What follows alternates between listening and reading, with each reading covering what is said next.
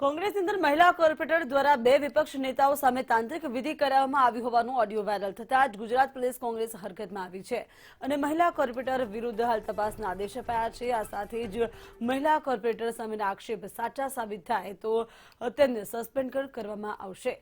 गुजरात प्रदेश कांग्रेस द्वारा हाल तो आ तपास कराई रही है। उल्लेखनीय है कि दावणी લીમડાના कोर्पोरेटर जमना वेगड़ा द्वारा विपक्ष नेता शहजाद खान पठान તેમજ धारासभ्य शैलेष परमार सामे तांत्रिक विधि करावવામાં આવી હોય તેવો એક ઓડિયો વાયરલ થયો છે। હાલ प्रदेश कांग्रेस प्रमुख द्वारा तपासનો आदेश આપી દેવામાં આવ્યા છે અને તપાસ થઈ રહી છે।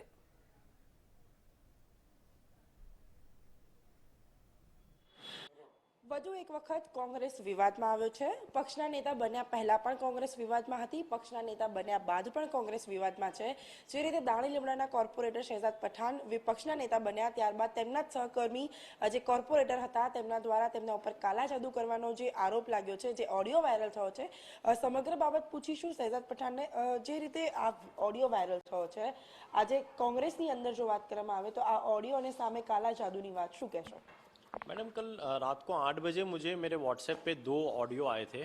एक 5 मिनट का ऑडियो था, एक 3 मिनट का ऑडियो था, जिसमें मेरे साथी कॉर्पोरेटर है जमुना बहन, जो 2 टर्म से मेरे साथ पैनल में जीत कर आते हैं। उसमें उन्होंने किसी एक धोराजी में कोई तांत्रिक है उनसे बात कर रहे थे कि जो पद पे मैं बैठना चाहती थी वो पद पे पार्टी ने शहजाद खान को बिठाया है, तो और जो विधायक मैं बनना चाहती थी उसकी जगह शैलेष भाई परमार जी विधायक बन चुके हैं, तो इन दोनों पे काला जादू करिए, आप तांत्रिक विधियाँ करिए, इन पे पढ़ाई करिए। तो ऐसा ऑडियो मेरे सामने आया और सारे आपकी मीडिया के माध्यम से भी लोगों को पता चला। मैं मानता हूँ मेरे 12 साल के राजनीतिक करियर में इतनी शर्मनाक घटना और इतना शेमफुल एक्ट कभी मैंने नहीं देखा। राजनीति में ऐसी चीज़ करना, इससे जनता में बहुत ख़राब मैसेज जाता है, तो ये बहुत शेमफुल एक्ट है, बहुत नेगेटिव। ये राजनीति ही नहीं है, it's a negative politics, I think so. Audio में ऐसा भी बोला है कि आपने पैसे देकर विपक्षी नेता का पद लिया है, तो उसके बारे में आप क्या कहोगे? क्योंकि उन्होंने ऐसा बोला है कि मेरी जगह पे वो पैसे देके बैठ गए और शैलेष परमार में आपका साथ दिया है इस बात में। ऐसी कोई बात नहीं है मैडम। पैसे, कांग्रेस पार्टी ऐसे ही कोई एक छोटी मोटी कोई रीजनल पार्टी नहीं है, एक नेशनल पार्टी है। मैं नहीं मानता कि वो आरोप बिल्कुल गलत है। अब ये कोई राजनीति की बात ही नहीं है, कांग्रेस पार्टी की बात नहीं है, ना मेरी एक विपक्ष के नेता के पद की बात नहीं है, ना शैलेष परमार जी की बात है। बात व्यक्तिगत हो चुकी है, किसी की जान पे नुकसान पहुंचाना, और वो भी किसी तांत्रिक विद्या, काली विद्या पे। क्योंकि जो हिंदुस्तान है काफ़ी धार्मिक देश है। एज ए यंगस्टर में ये चीज़ों को मैं नहीं मानता। मैंने फॉरेन में पढ़ाई की है, आई एम 32 ईयर ओल्ड। मैंने कभी ऐसी नेगेटिव चीज़ों में माना नहीं है, अंधश्रद्धा में। लेकिन किसी की जान पे हावी करना, कहीं ना कहीं मेरा परिवार धार्मिक है, मेरी मदर है, वो अपने बच्चे की प्रोटेक्शन के लिए धार्मिक तरीके से, कहीं ना कहीं वो डिप्रेशन में आएगी ये बातों से। तो बात पॉलिटिकल नहीं है, ये व्यक्तिगत बात है। अब अच्छा, पार्टी ने भी इसकी जांच करने के लिए आदेश दिए हैं, तपास के आदेश दिए हैं। क्या चाहते हो आप कि क्या मतलब आगे हो इसके बारे में? राजनीति में कोई भी पद पे कोई व्यक्ति बैठता है तो जनता की सेवा के लिए बैठता है। राजनीति जब व्यक्ति जब विचारधारा लेकर राजनीति में उतरता है तो उसका एक ही उद्देश्य रहता है कि वो जनता की सेवा करे। लेकिन ये जो आज हुआ है, जो एक्सपोज हुआ है, काला जादू, तांत्रिक के पास जाके किसी की जान पे हानि पहुंचाना, और वो भी किसी नेता के जरिए, किसी एक इलेक्टेड रिप्रेजेंटेटिव के जरिए। मैं मानता हूं कि आज पूरे हमारे विस्तार में जो जनता ने उन्हें वोट देकर जिताया है, वो जनता को आज इतना वो शौक लगा कि आज एक नेता इस तरीके की हरकत कर सकता है। तो मैं पार्टी से निवेदन करता हूं और पार्टी से उम्मीद भी है कि इस तरीके का एग्जाम्पल सेट हो, ताकि कोई ऐसे काले जादू और काली तांत्रिक विद्याओं को लेकर राजनीति में ना उतरे। તાંત્રિક વિધિની વાત કરવામાં આવે તો જનરલી એવું હોય છે કે આની અંદર ઘણા લોકો એવા હોય છે કે જે બિલીવ નથી કરતા હોતા। શું માનવું છે આપનું કે આ જે વિધિ કરવામાં આવે છે, કે આવી કોઈ પણ કાર્યવાહી કરવામાં આવે છે તો એની ઉપર કયા પ્રકારનું એક્શન લેવું જોઈએ, અથવા તો કોઈ દાખલો બેસાડવો જોઈએ કે કેમ? एज ए यंगस्टर मैंने जैसे कहा आपको, मैं ये अंधश्रद्धा में नहीं मानता, और मैं आपके न्यूज़ चैनल के माध्यम से जितने नौजवान हैं उनको भी कहना चाहूँगा कि अंधश्रद्धा में ना माने। लेकिन कहीं ना कहीं मैंने बताया कि हमारे देश में बहुत सारे धर्म हैं, हिंदुइज्म है, इस्लाम है, जहाँ पर ऐसे काले जादू और तांत्रिकों की बातें बताई गई है। जैसे हमारे इस्लाम में भी कुरान में बताया गया, हमारे जो हुजूर थे उन पर भी काला जादू किया गया था एक समय। तो पार्टी में एक एग्जाम्पल सेट हो कि राजनीति में कहीं ना कहीं यदि आपको पर्सनली किसी से व्यक्तिगत प्रॉब्लम है, तो हमारे पार्टी का हाईकमान है, डेकोरम है, डिसिप्लिन है, तो आप पार्टी के शीर्ष नेतृत्व के पास जाकर उसकी कंप्लेन कर सकते हो, कोई भी बात कर सकते हो, लेकिन किसी भी जान पे हावी पहुंचाने के लेकर किसी तांत्रिक का जरिया लेकर करना, ये बहुत शर्मनाक एक्ट है, ऐसा नहीं होना चाहिए। ચોક્કસથી તો જે રીતે આ જે આખી ઘટના છે જેમાં ઓડિયો વાયરલ થયો છે તેમાં જે પ્રકારે તાંત્રિક વિધિની વાત સામે આવી છે તો હવે પક્ષ દ્વારા કયા પ્રકારની કાર્યવાહી કરવામાં આવે છે તે જોવાનું રહ્યું। કેમેરા પર્સન નીતિન બગડા સાથે બ્રિંદા રાવલ, મંતવ્ય ન્યૂઝ, અમદાવાદ।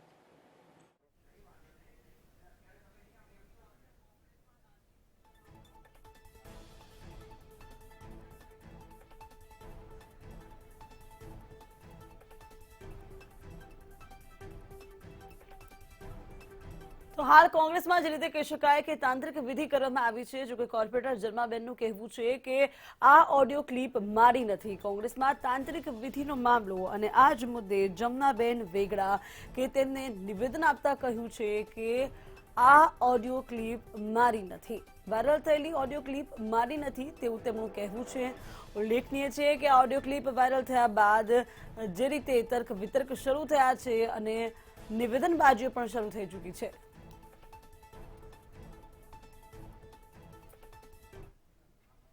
વિપક્ષી નેતા શહેજાદ પઠાણ ઉપર તેમજ શૈલેષ પરમાર ઉપર કાલા જાદુનો જે આરોપ લાગ્યો છે અને જેમનું નામ આવ્યું છે કે જેમના દ્વારા કરવામાં આવ્યું છે તે જમનાબેન આપણી સાથે છે, તેમની સાથેથી જાણીશું છે કે શું છે સમગ્ર વિગત। જમનાબેન, આપનું નામ ઓડિયોની અંદર સામે આવ્યું છે કે આપ દ્વારા આવું કંઈ કરવામાં આવ્યું છે, શું છે હકીકત? કે આ ઓડિયો મારો છે જ નહીં અને આજે પણ હું કહું છું કે આ ઓડિયો ક્લિપ મારી નથી। અત્યારે 21મી સદી છે અને ડિજિટલનો જમાનો છે, કશું પણ થઈ શકે છે અને આ તાંત્રિક બાવા ધૂતારામાં હું માનતી નથી। હું બાબા સાહેબની અનુયાયી છું અને હું આવું કરું જ નહીં।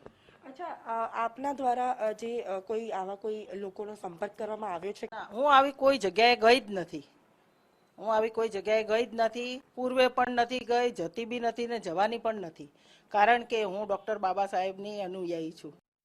અચ્છા, જે રીતે ઓડિયો સામે આવ્યો છે અને જેમાં એવું પણ સામે આવ્યું છે કે ભાઈ પૈસા આપીને એ વિપક્ષી નેતા બન્યા છે, તો એવી કોઈ બાબત છે કે જે આ સાચી છે કે ખોટી છે? ના, એ તમામ વાત ખોટી જ છે। મેં કીધું ને કે ડિજિટલ જમાનો છે, એડિટ કરી અને કદાચ વિડીયો બનાવવામાં આવ્યો હોય। હું પણ એ વિડીયો મેં જોયો તો હું પણ શોક ખાઈ ગઈ હતી